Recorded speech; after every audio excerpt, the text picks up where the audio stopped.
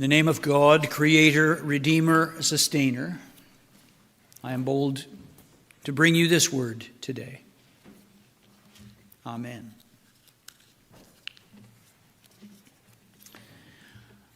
So we don't spend much time in the book of Ezra. And yet Ezra is recording a momentous event in the life cycle of God's people. Nehemiah and Ezra are companion documents. And you may remember that Nehemiah is the one who pleads with the king, we need to return. We need to go back. Let us establish a house for God in Jerusalem. And the king grants the request. Ezra records that the people are not only returned to Jerusalem under the direction of Cyrus of Persia. Not only are they returned to the capital, but they're given orders and a budget to rebuild the temple. You cannot imagine what good news this is. The humiliation of the past is going to be corrected. They're going home. And while they are still essentially a subject people, they will get to worship in their sacred place again.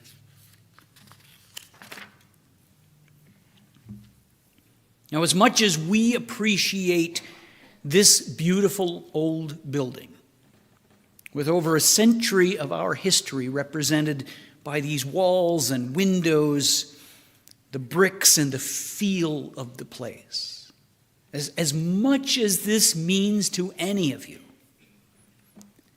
you cannot fully appreciate what this return meant to the people of Israel. Having been marched out of Jerusalem in captivity and defeat, the temple is destroyed. All the significant buildings in the place are burned to the ground. Having seen this with their eyes, having lived through it, having known it as part of their history, it was also understood that when the bad guys come and take you away from your holy place, it means that God has given up on you. God has deserted them altogether. And having been deprived of a dwelling place, God is on the loose and unpredictable. The thing they thought they could count on was left in ruins.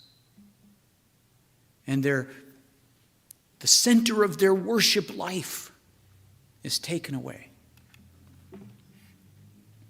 Without a fixed address for the divine presence, there could be no real worship. Yeah, you can pray anywhere. That's what we say when we golf on Sundays, right? You can pray anywhere. You can go to the beach and you can honor God's creation. I get it. I've done it. It's okay. But that's a very modern idea. Without a temple, there is no worship. The two things are so tightly tied together you can't imagine. The temple was the conduit for prayer, the one place for sacrifice. Nearly every ritual action that connected God to God's people happened at the temple. That place was the physical manifestation of God's strength and glory and presence, and it dominated the city until Nebuchadnezzar's armies tore it down. So Ezra reports to us that first the treasures that were looted from the temple and stored by Nebuchadnezzar are returned to the people. And the people are then sent back to Jerusalem and charged with a massive reconstruction job. And Ezra, being the priest, reports that the rituals are observed perfectly. And he names the people that do the certain things. And the job site is prepared, and in the day's reading, the foundations are finally laid. This is as far as we've got. The foundations, the site is ready. And with appropriate pomp and circumstances, the foundations are celebrated. This is a big deal. They haven't got walls yet. There's no roof. There's no pattern to the building. They've just begun. And was there singing? Absolutely. And sacrifice, certainly. And trumpets and cymbals and songs and prayers. And as the rituals unfold, for just the foundations, remember, as the rituals unfold, the weight of the dreadful memory is lifted from their shoulders. And it's not surprising that there are tears mixed in with the praise. It's a time of great rejoicing, yes, and singing and celebrating and maybe even dancing. They weren't Presbyterian. Because God's home is being rebuilt. And the unimaginable has begun.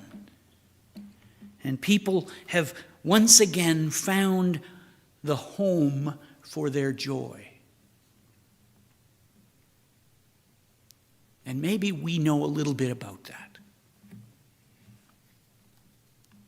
We celebrate this year 140 years of Christian witness in this city, and 120 of those in this building, right here, 504 2nd Street Southeast. And maybe you were away for a while. Maybe you went away to school and came back married with kids and can remember that first time back inside the doors. And maybe you've been lost for a while and had no place to call home and were welcomed in and found here a home for your joy. Maybe you remember all too well the difficulty of the last several years when we had together to alter our habits, to adapt to the pandemic. And maybe you remember the first Sunday we spent back in this space. Cause for celebration, for sure. And our celebration took many forms. It was relief. It was joy. It was, maybe you cried a little. We make a big deal of this space. We take great pride in this building of ours. We spend a lot of time and a lot of money on upkeep and improvements, and certainly we'd be devastated if something happened that caused us to start over again from nothing. We don't fully understand what was going on in Ezra's time, but we think we do. Because no matter how many times we are told or how many times we sing, the church is not a building. This building right here is church for us, right? How often, during a service of worship, has a particular hymn moved you to tears? How many times has a particular memory in this place taken your breath away? How many weddings and baptisms and funerals have you attended sitting whenever you can in your pew? Apologies to those who have been moved by the ropes. How many times have you confirmed the significance of this place in your life? Even that slight move there, you see that we put some ropes up to gather people together for singing. It has displaced people from a bench that holds a lifetime of memories for them. And we giggle, but it's hard. It's hard when you think about how much of your faith is attached to this place. It's not wrong, it's just hard. So we can imagine what it might have been like to return for the first time in your life, or to return to a place that you thought was never going to be again, your sacred space, to worship again, sitting in or near your family pew. There are places that we know joy. This is one of them. The church, the temple, the house of God is one of them.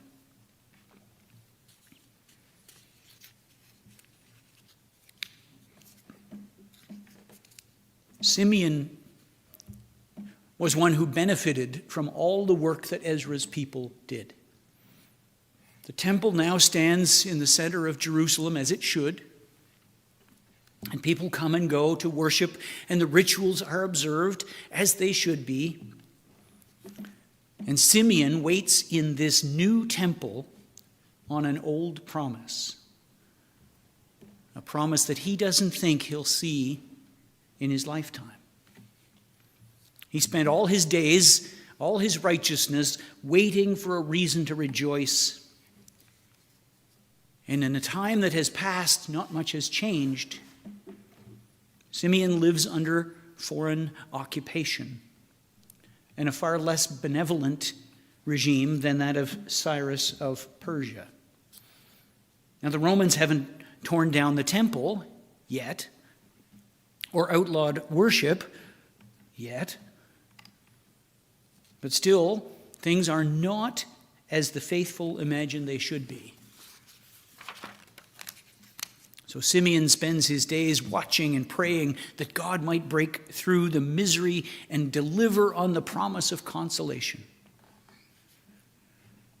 Should I even mention that Simeon is old? His time is running short, and he knows it. And one day a small family arrives to dedicate a firstborn son, as is the custom. And in that place, in that moment, in that holy home where God and the hope of God's people reside, Simeon holds the promise of God in his arms. And the promise, we discover, is not just for Simeon's people, but for all people. And more importantly, it's not just for that place, but for all places. For once the promise of God takes flesh, everything changes. Now, Simeon rejoices because the dream of his whole life has come true. He has seen the promise, held Jesus in his arms, and through the Spirit's insight, known him for what he was, salvation for all.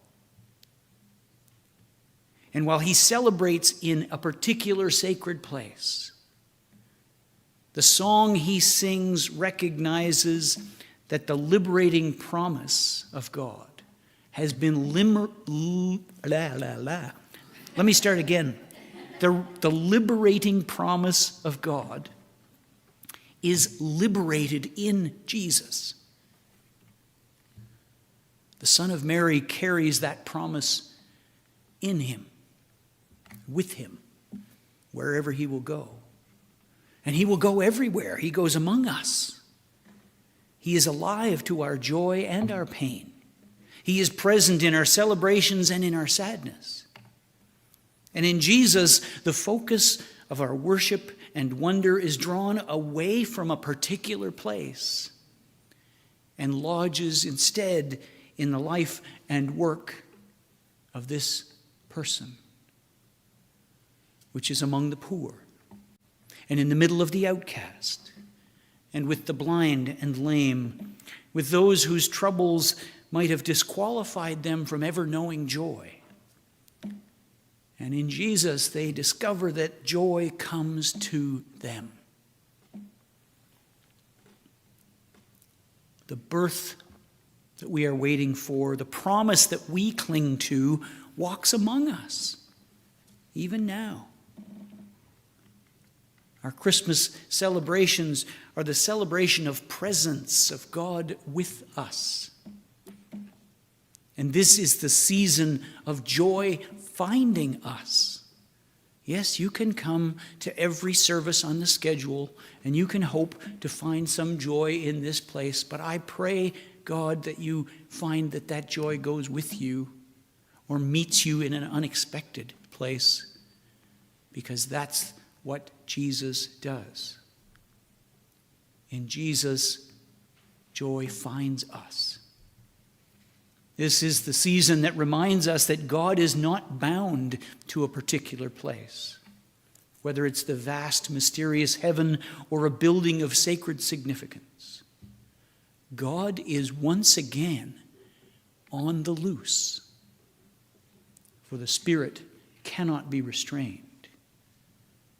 Jesus has come, and the joy of that promise is ours to share. Amen.